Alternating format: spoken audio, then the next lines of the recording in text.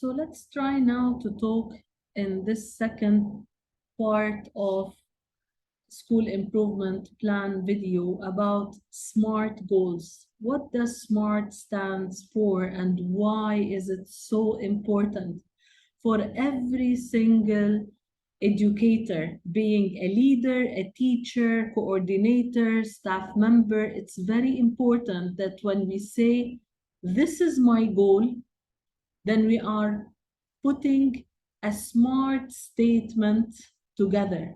Otherwise, we will be creating a crack at all different layers of the school community, which will not help neither the school leadership's team nor the teachers or coordinators. What does SMART stands for? The S resembles specific, M measurable, A attainable, achievable, R relevant, and T timely. Let's take each one alone and try to connect that characteristic to a specific question that we can ask ourselves when we are formulating the goal. So we have to define the goal as much as possible with no unclear language. So many times we look at SIP documents and we find a lot of sophisticated terminologies written in the targets, in the actions. This will never impress anyone. The whole aim of a goal is to guide. So if the language of that goal is complex, then so many people will not understand it. So be specific. Ask yourself the following 5 key questions. Who is involved? What do I want to achieve? Where will it be done? Why am I doing it? And which constraints and or requirements do I have? If your statement includes answers for all those 5 questions, this statement is a specific goal. Measurable. You need to ask yourself this key question. Can I track the progress and measure the outcome if I will put this statement as my goal, whether be it a quantitative measure or a qualitative measure? How much or how many, how will I know when my goal is accomplished? The checkpoint might be in 2-3 weeks. And sometimes it might extend to a month or 2. Regardless of the span required for me to measure, there should be a time where I will say, right now, I can identify how far I have went with my goal and whether I achieved it or not, if I need to intervene and add another layer or not, which will be our coming focus in this video.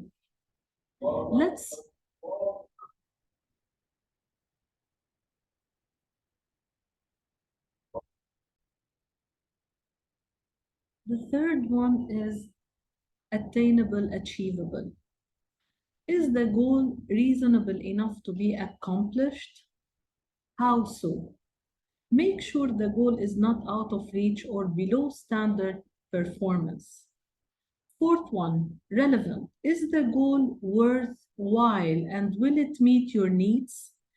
Is each goal consistent with the other goals you have established and fits with your immediate and long-term plans? Let me stop at relevant to discuss an important point. If you feel a certain action is done at so many schools that you know, but it will not be an added value for your school, do not include it in the plan. Last one, timely. Your objective should include a time limit. Example, I will complete this by this specific time. It will establish a sense of urgency and prompt you to have better time management.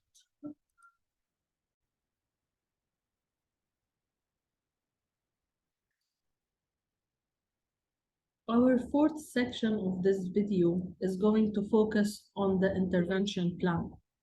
What is an intervention plan? An intervention plan is an action plan which includes a goal, intervention strategy, timeline, and progress monitoring method.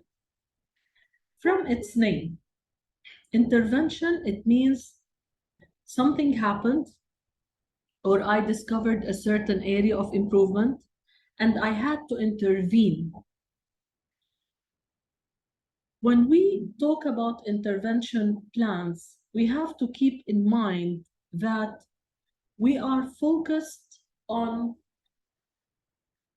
a specific area which is usually connected to students' abilities and competencies, which requires some strategies to strengthen further the way they perform or to prepare them for the coming new phase. So school interventions allow teachers to address gaps in a student's knowledge and barriers to their progress. When a need has been identified, a school intervention will help overcome these barriers to their learnings. School interventions are very specific in the way they are conducted. They are allocated a time within the school day to be completed and consistently monitored.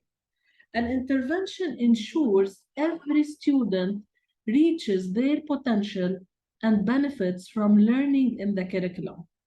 Once the student has made progress, they may be taken off the intervention as they may no longer need it. So we have intervention plans, we have intervention programs, but let's try to take a specific example to talk about the intervention plan and the intervention program associated with it. Let's say that we were analyzing the results of an external examination, and we noticed that students' literacy skills are poor, which is reflected not only in the English attainment, but also in the maths and sciences. So an intervention is required to enhance their literacy skills. Since the improvement in literacy skills is going to be reflected on the improvement in maths and sciences. So intervention plan is a plan that was created on the spot after trying to look at the performance.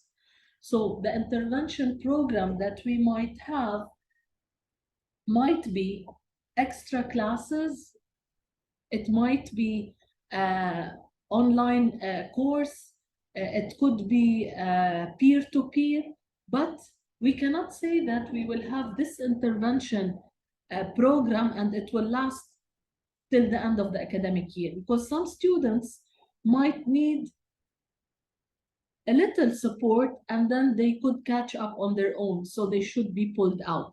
The difference between intervention, action, strategic improvement plan is that intervention plan, it's a short-term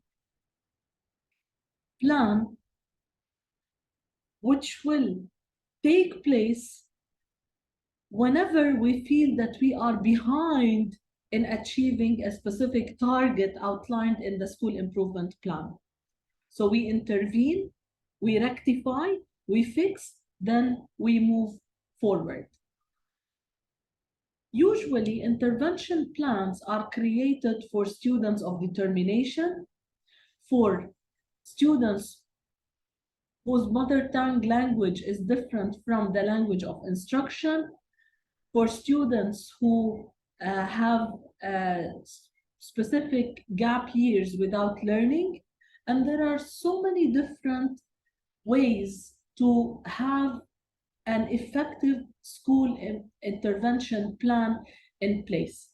But what we have spoken about in the previous video, when we discussed school improvement plan, is very important to be taken into consideration when we put in place the intervention plan.